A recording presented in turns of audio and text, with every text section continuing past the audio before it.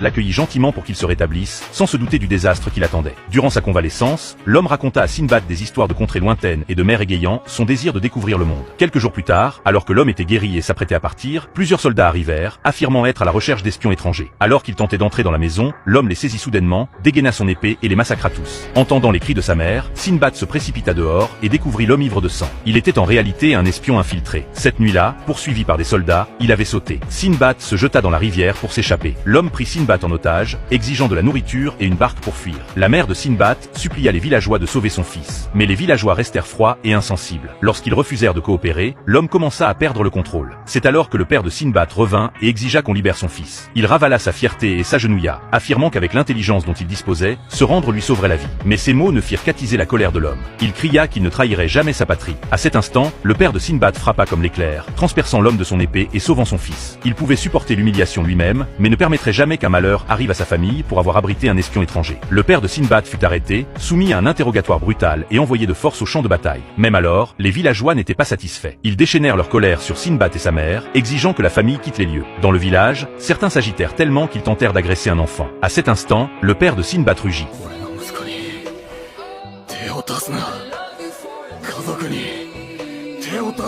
Sa seule présence figa tout le monde. Il exigea de savoir s'il comprenait vraiment la guerre. Puis il le leur montra de ses propres yeux.